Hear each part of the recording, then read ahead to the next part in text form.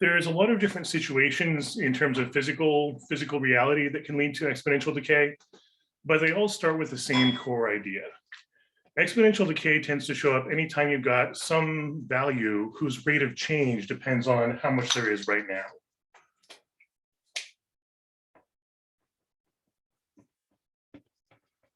Specifically, when the rate of change of the value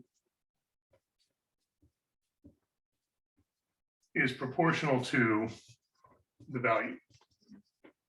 That is, the more the value there is right now, the faster it's changing. And mathematically, we would write this as, like, let's say you've got some value, let's call it y. How would you write the rate of change mathematically? What's the usual mathematical notation for how fast something is changing?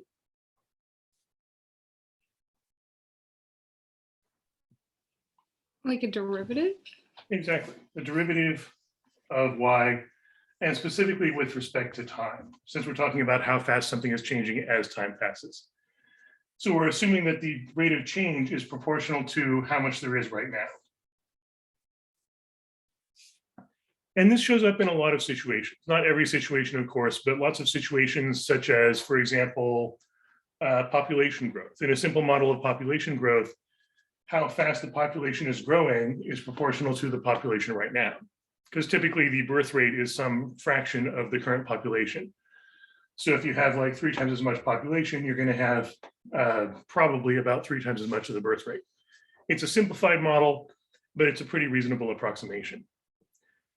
This also shows up in fluid flow, not in steady state systems, because in steady state systems, we're assuming everything is changing, everything is staying the same as time passes. Everything's moving in a consistent way. But if you have something like, let's say, a tank of water with a drain. Let's say it's just draining out to open air.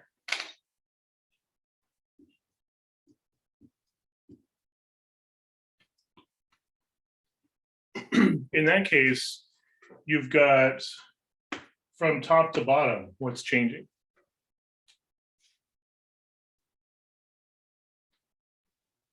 The cross-sectional area and the pressure. There is a difference in cross-sectional area, but let me actually change that so we don't have to worry about the cross-sectional area, because I think that's going to throw things off a little too much. Let's say we have a tank that is uniform cross-sectional area throughout.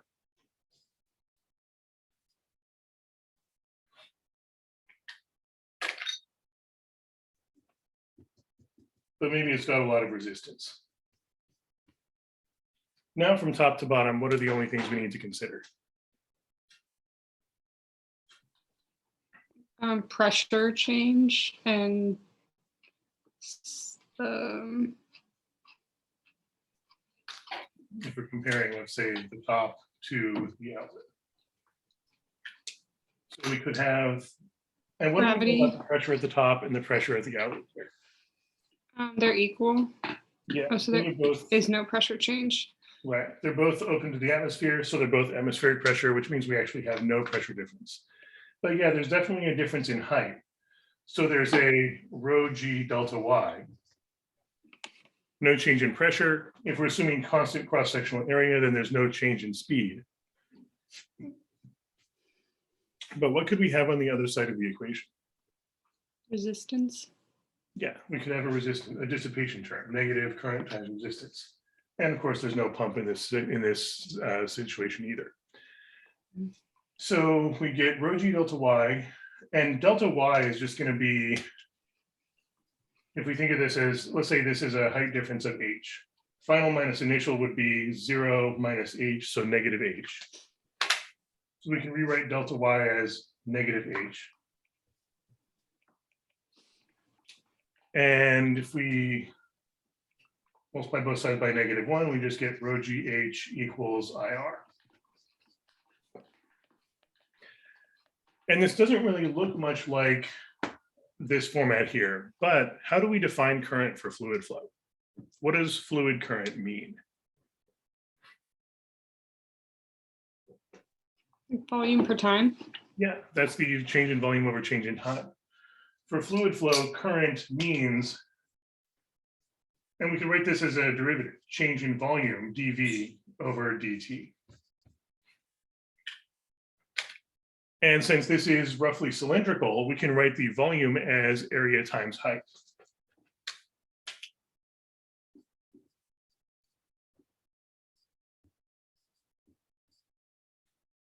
So you can think of this derivative, dV dt, is the same as the derivative of area times height with respect to time. And what are we assuming about the area everywhere in this pipe? It's constant. Right. And if A is constant, a constant multiplier can be pulled out of the derivative. So current can be written as area times derivative of height with respect to time. However, as current flows, is it increasing or decreasing the height? Decreasing. Yeah, the height is decreasing. As current flows, the height's getting shorter and shorter and shorter. So we're actually going to need an extra negative sign here, representing the fact that as current flows, the height is decreasing. Current is positive, but height is decreasing, so its derivative would be negative. So we can replace current with negative and cross-sectional area times derivative of height. So rewriting our Bernoulli equation, we get density times gravity times height equals negative area times derivative of height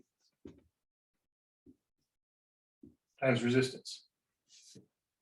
If we divide both sides by negative a and r to solve for dH dt, we get dH dt equals negative density times gravity divided by area times resistance, just moving all those constants over to the other side, times height.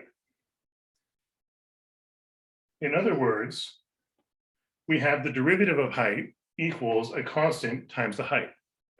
This is exactly the idea of proportionality we were talking about earlier, that the derivative of this function is proportional to the function itself. Or in more physical terms, the higher the water is, the faster it's going to drain out. If you got a very high height of water, it's going to drain quickly.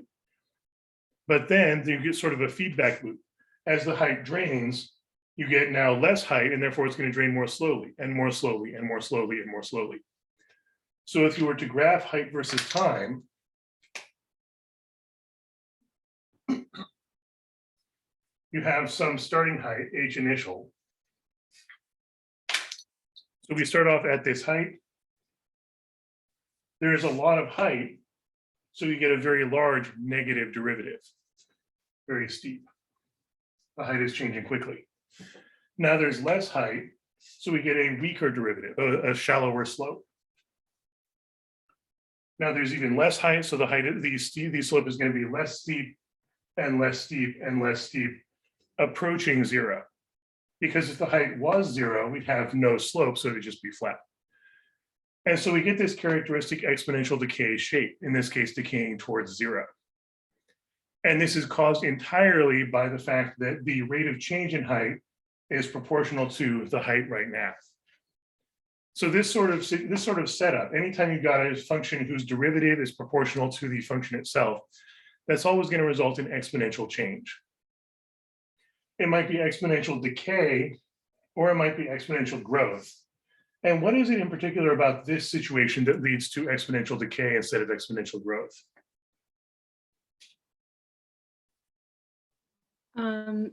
The negative, like it's decreasing over time. Yeah, this negative here, and it's not so much that it's decreasing over time, because if the graph had looked like this, increasing but approaching the asymptote, that would also count as exponential decay, because it's approaching an asymptote. But either way, the negative sign in the multiplier here means that the slope is going to be opposite to the sign of the function itself. If the function is a positive value, you get a negative slope. If the function is a negative value, you get a positive slope. So we get not exactly a force, but an action trying to restore some equilibrium value. Everything's being pushed towards equilibrium. And of course, a negative value here doesn't really, for height, doesn't really make sense physically, because you're not going to have the height below the bottom of the tank. So mathematically, the negative sign here means whichever side of the asymptote you're on, you're going to be approaching towards that asymptote. and we call that exponential decay. Whereas if this were a positive multiplier, then for instance, if h is positive, you're going to get a positive slope and it's going to grow further and further away from the asymptote. Or if h was negative, you get a negative slope and you're also diverging away from the asymptote. So generally, if the constant of proportionality is positive, you get exponential growth. If the constant of proportionality is negative, you get exponential decay. Any questions on the mechanics of that so far? No. So let's see if we can bring in a bit more calculus and see why mathematically this leads to exponential functions. I mean, we've been calling this shape exponential, but we haven't really seen any exponents yet. So let's go back to this core assumption that the derivative of the function is proportional to the function itself.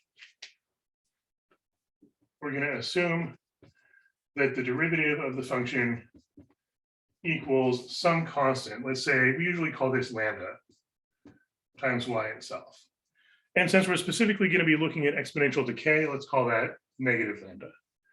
So lambda is some positive constant, but we're assuming the derivative is negative that constant times y.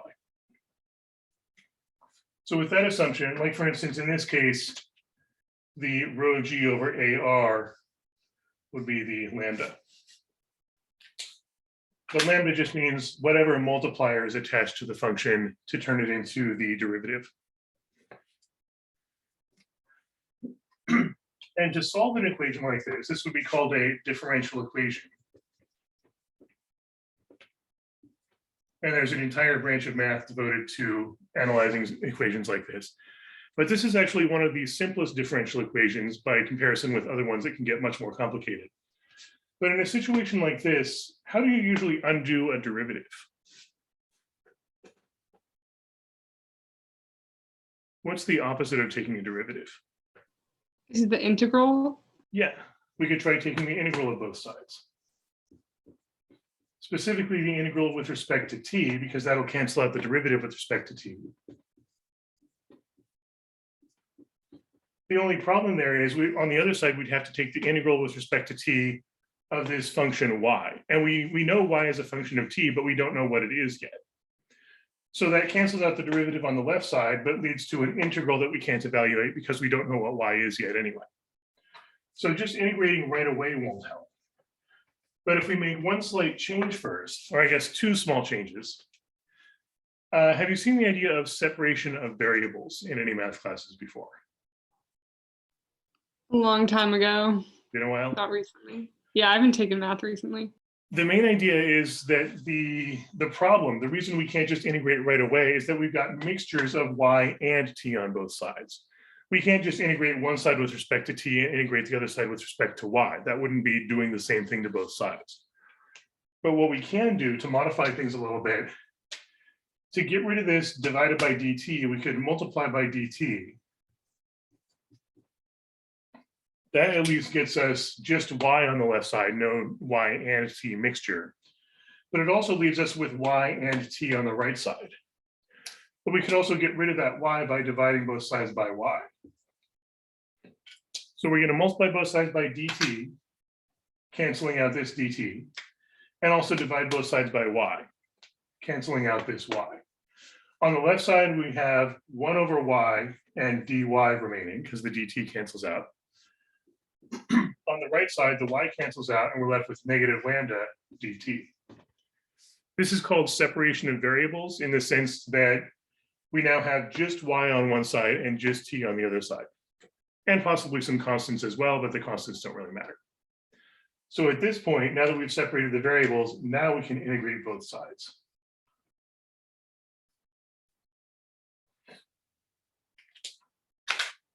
And that should give us an actual solution to that differential equation.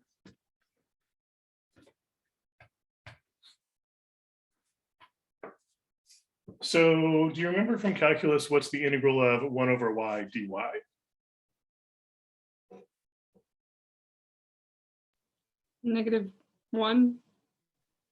Isn't it like y to the -1 and then you just, yeah, that's the derivative. Never mind. I don't remember. -1. The problem is, in general, if you're integrating y to the nth power, For the integral, we would typically add 1 to the exponent and then divide by that new exponent. But this turns out to be the one case where that doesn't actually work. Because if you try adding 1 to this exponent, what do you get? 0. And then if you try dividing by that new exponent, that doesn't work. You can't divide by 0. So this general idea that the integral of y to the nth power is always going to be y to the n plus 1 over n plus 1. This always works except in the one unique case of integral of y to the negative 1. That has its own separate rule and is specifically going to be the natural logarithm of y. So if you take the integral of 1 over y, or y to the negative 1, you get a logarithm, natural logarithm of y. That is logarithm base e. So the left side turns into logarithm of y. And the right side, negative lambda is just a constant. So we couldn't even pull that out of the integral. We're left with just integral dt. And what's integral dt?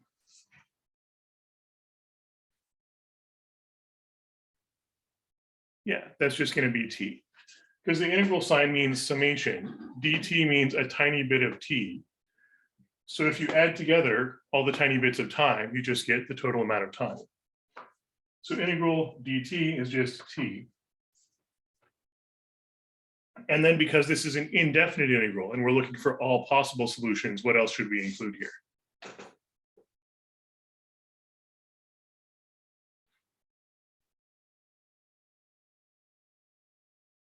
Yeah, we should include plus some constant. Because negative lambda t, if you're looking for the integral of negative lambda, we're looking for a function whose derivative is negative lambda.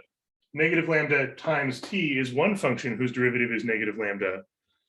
But if you have a plus c, some constant, what's the derivative of just a constant?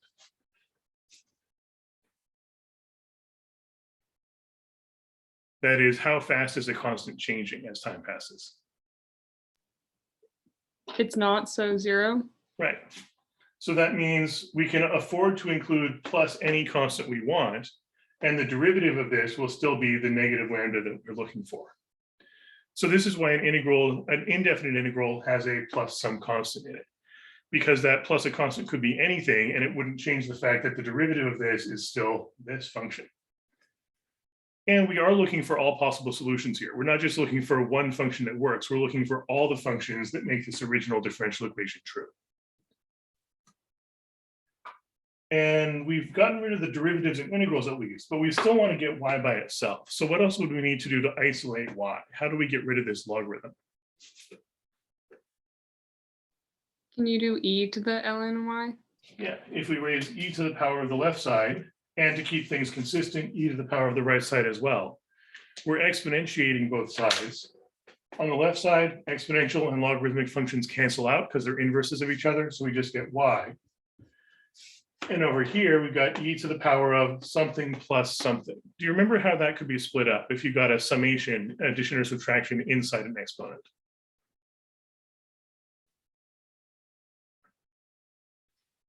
Like if you had e to the a plus b, what's one way you could split that up? Is it e to the a times e to the b? Exactly. Addition inside an exponent can become multiplication of the bases. Or vice versa. If you've got e to the a times e to the b, you can combine that into e to the a plus b. Either direction works. The important thing is they're equal to each other, so they are freely interchangeable. In this case, that means e to the negative lambda t plus c can be rewritten as e to the negative lambda t times e to the c. And since c is just some unknown constant, e to the power of an unknown constant is some other unknown constant. So we can replace e to the c with just some other constant, let's say capital C. And that is an exponential decay function. Any questions on the calculus behind that so far?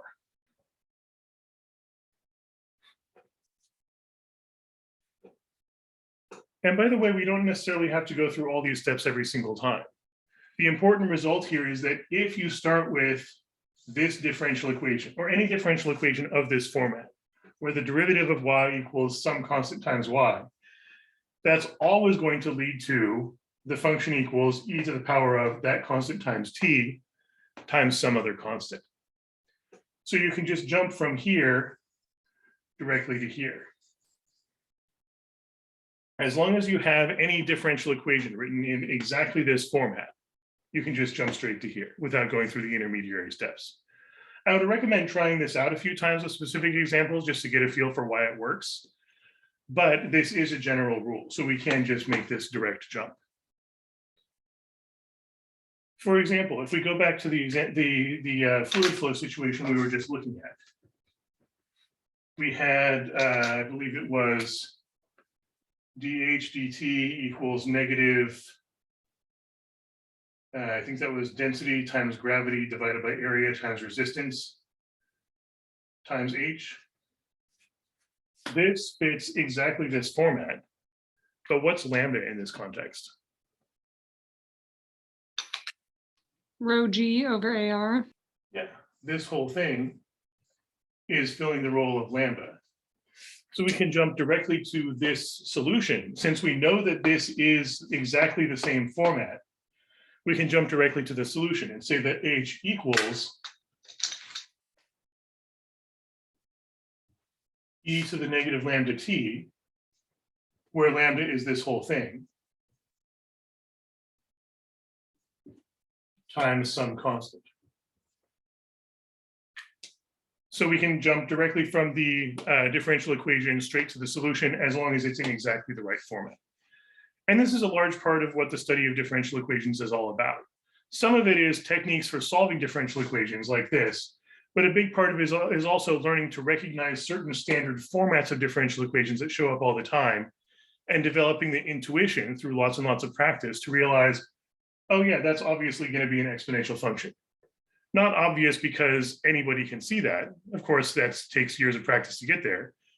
But once you've gotten enough practice and enough experience with it, you can develop an intuition to just look at a differential equation of certain formats and immediately realize from your past experience what the solution is going to look like, or at least what general format to expect.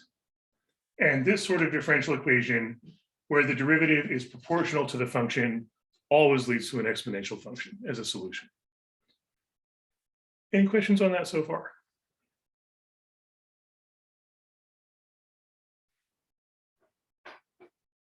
And one other thing we can figure out here, what do you suppose determines what the actual value of C is? Because so far we've been treating that as just some arbitrary constant. But what information about the actual physical situation would determine the value of that constant? The initial value? Yeah, the initial value, initial conditions. If you know, for instance, like let's say you're talking about that tank of water draining. If you know what was the height at time 0 at the beginning of the experiment, you could fill in time or 0 for t and the starting height for y, or any time for t really. If you just have any data point, if you know like after 3 minutes there's this much water left, you could fill in 3 minutes for t and how much water left there is for y and solve for c. So any one more data point will do it. But t equals 0 is usually the easiest to use because of the exponential function and how that works.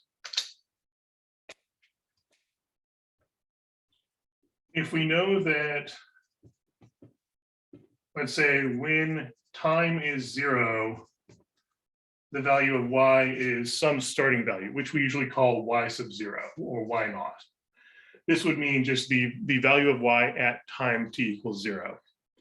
If we substitute those in to the solution, we can replace y with y naught equals e to the negative lambda times 0, because we're assuming we're talking about time 0, times c. But what's e to the power of 0? 1. Yeah. So we end up with just y naught equals 1 times c, and therefore c is the starting value. So if you're dealing with this situation where anytime the function's derivative is proportional to the function itself, you're always going to get exponential growth or decay, depending on whether it's a positive or negative multiplier. And this constant here is always just going to be the starting value. By the way, this only really applies if you've got an exponential decay decaying towards the asymptote, or decaying towards the time axis, decaying towards 0. If it's decaying towards something else, this is going to require some further modification. But this should work anytime you've got this setup, which should always result in decay towards the axis, decay towards 0. Any questions on that general format so far?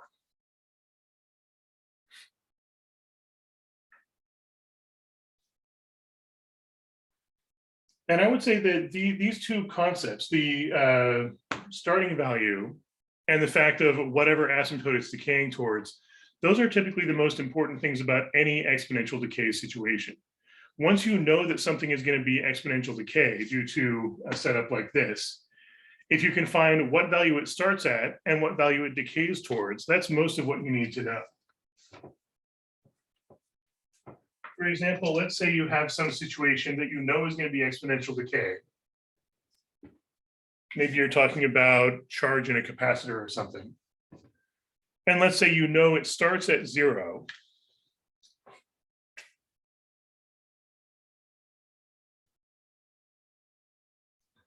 Suppose we know that Q naught is 0. We start with no charge at all. And let's say we're charging the capacitor and we know it's going to approach. Let's say Q approaches 10 as time passes.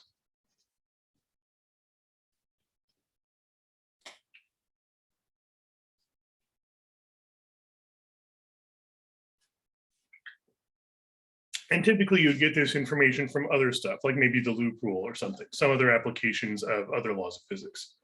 But if we know the starting value and we know the asymptote it approaches, that's enough to at least sketch an exponential decay function, decaying from the starting value towards the asymptote. And this might not really look like decay in the sense that we have an increasing function, but ultimately what's decreasing here is the difference between the value and the asymptote. Like at the very beginning, we start 10 away from the asymptote. A little later, we're now a smaller distance away from the asymptote, and then a smaller distance and a smaller distance.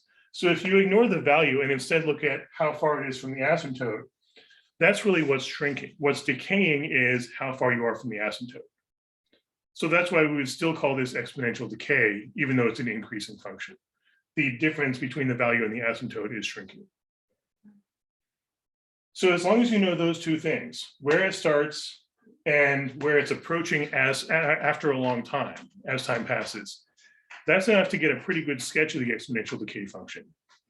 What's the only other information that this is really missing?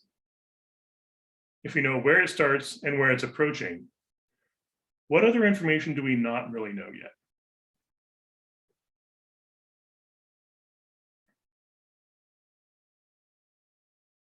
How big it is in what sort of sense? I'm gonna say like the half-life. Half-life is an important idea, yeah, and in terms of the amount of time. We do know from just this information where it starts and what it's approaching. That really tells us everything about in terms of the size of the system, in terms of like if this is talking about charge, how much charge we start with and how much charge we have after a long time. Or if this is talking about height of water, maybe we start with an empty tank and we're pumping more and more water into it. If we know we start with no water and then we eventually end up with 10 meters of water in the tank, that still doesn't tell us how long it takes to get there. And of course, it's exponential decay. It's approaching the asymptote. So mathematically, it'll take an infinite amount of time to get there. But if all we know is it starts at 0 and approaches 10, that alone doesn't tell us if it approaches like this, or if it's a much more gradual approach, or a much faster approach, or maybe a very fast approach. These are all exponential decay curves that start at 0 and approach 10. If we want to distinguish between those, if we want to know which one of those is the one we actually seek and have more accuracy, we're going to need information about how much time it takes to decay a certain amount. And that, as you said, is where the idea of half-life comes in. How do we define half-life in the first place? What does half-life mean? Like the time it takes for half of the maximum to be reached. Yeah, halfway towards that asymptote. And if we're talking about decaying towards zero, then it's dropping to half of what it was, half of what it was, half of what it was. If we're decaying towards some other asymptote, we can still use the idea of halfway towards the asymptote. Like we start 10 below the asymptote, some amount of time later, we're going to be 5 below the asymptote. That amount of time is the half-life. Same amount of time after that, we go halfway again, from 5 below the asymptote to 2.5 below the asymptote, and then 1.25 below the asymptote, and so on. So the half-life is the amount of time it takes to go halfway towards the asymptote from wherever we were right now. To find that amount of time, we can go back to the general solution, the y equals e to the negative lambda t times y naught. And let's assume for the moment that we are decaying towards zero.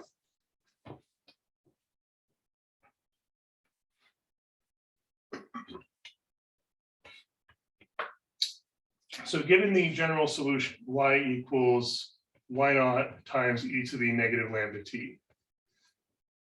This is our general exponential decay towards zero function. If we want to figure out how much time it takes to decay halfway towards the asymptote, which we call the half-life,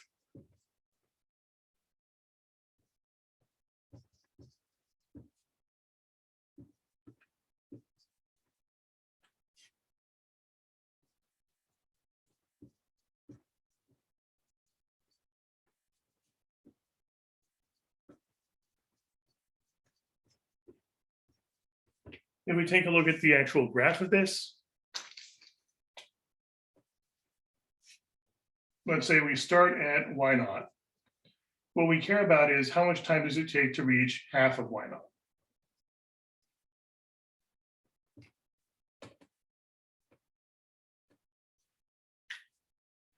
So on a typical exponential decay function,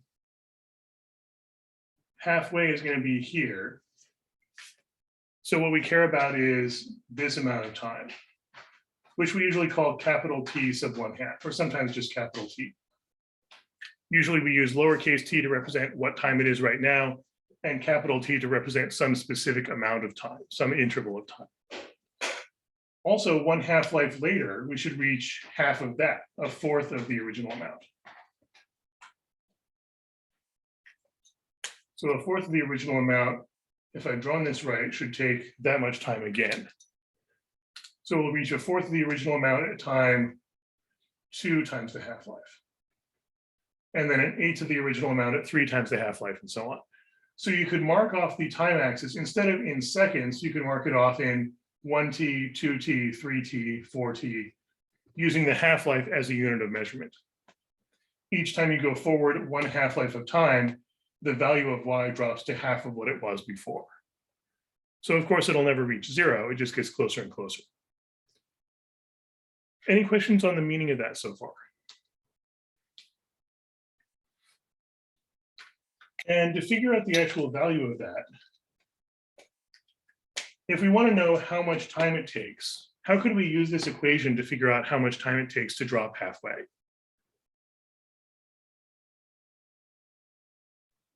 Plug in half of the initial value. Yeah, if we just consider that point, that's half of the initial value. At this point, y is half of the initial value, and t is 1 half-life. So we could write that as an equation. Going back to the original equation, we just replace y with half of the original amount. Write out the rest of the equation exactly as is, but let's replace t with capital T for the half-life. So the half-life is the amount of time it takes to get half the original amount of y. And then how would we start solving that for t? How could we find how much time that takes? You can cancel out y0 Yeah. and then do the natural log of each side. Right, divide both sides by y naught. So we get 1/2 equals e to the negative lambda t. And so you could think of this, the half-life, you could think of as the amount of time it takes for the exponential portion to become exactly 1/2. And then take the logarithm of both sides. Natural logarithm. On the left side, we get logarithm of 1/2.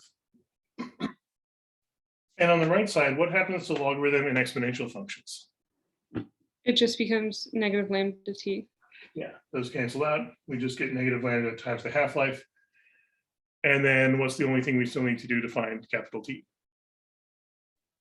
Divide by negative lambda. Yeah, divide by negative lambda, and we get big T equals negative logarithm of 1/2 divided by lambda. So that'll tell us how much time it takes for the half-life to happen. One other thing we can do here to simplify things a little bit. What is lambda though? Is that like a given number? Typically, yeah, either that or you can find it from the other situation. Because remember, we started this with the idea that the derivative of y equals negative some constant times y itself. So lambda is whatever multiplier is in the original differential equation. It's the constant of proportionality that relates how much you have right now versus how fast it's changing. So typically you'd find the value of lambda by setting up, like in a fluid flow system, you could set up a Bernoulli equation, or in an electrical system, you could set up some loop rule equations. But in general, as long as you can write it in this format, rate of change of something equals negative some constant times the something itself. That constant of proportionality is the lambda in the equation. So what it means varies from system to system. In the fluid flow system we were looking at earlier, lambda would be density times gravity divided by area times resistance. But it's going to have different values, different meanings in different physical situations. But the idea here is we are generalizing. We are making one mathematical model that covers a wide variety of situations. So lambda is a placeholder that has a variety of different meanings depending on the situation. But the mathematical behavior is the same for all of those situations. So we're essentially analyzing all of those situations at once here. Any other questions on that so far?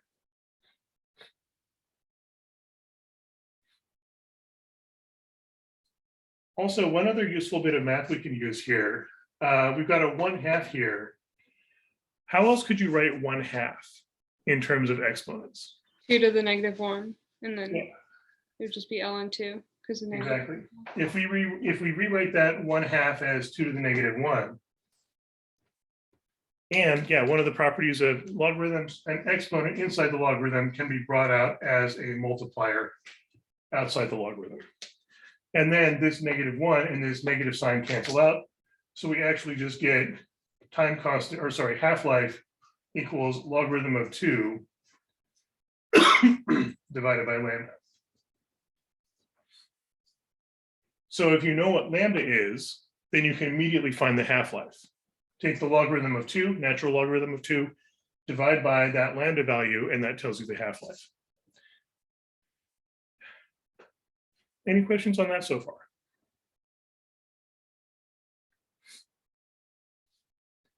And this can also be reverse engineered. If you know you have exponential decay, but you don't know what lambda is, you could take any data point from the graph.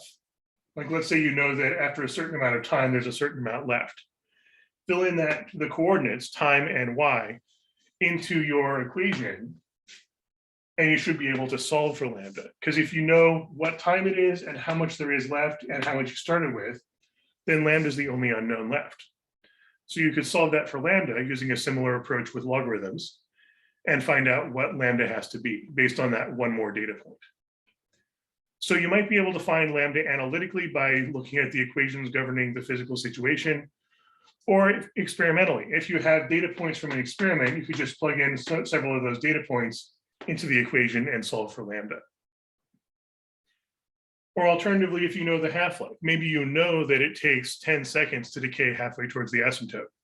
Set half-life equal to that amount of time, and then you can solve for lambda. By multiplying by lambda, dividing by half-life. So you can find the half-life if you know lambda, or you can find lambda if you know the half-life.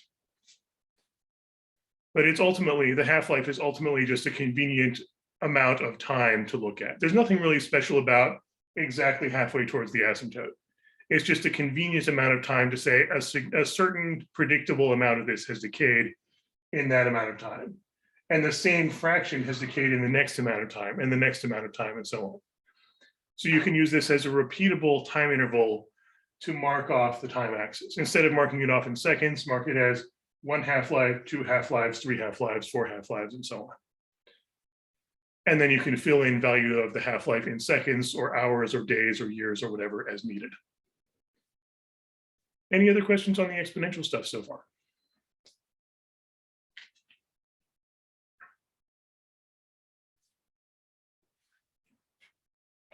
All right, we can look into more examples of this next time. In the meantime, if you go to my website, let me type in the URL here, math.andcheese.org/P7math. There should be, I think the worksheet, it's a bunch of math review worksheets. If you take a look at the one titled Solving Equations, the first page of that is mostly about exponential and logarithmic equations. So you might find that to be some useful practice just for getting some review of how to deal with exponential equations like this. So take a look at that, give that a try if you need some practice, and I will see you next time.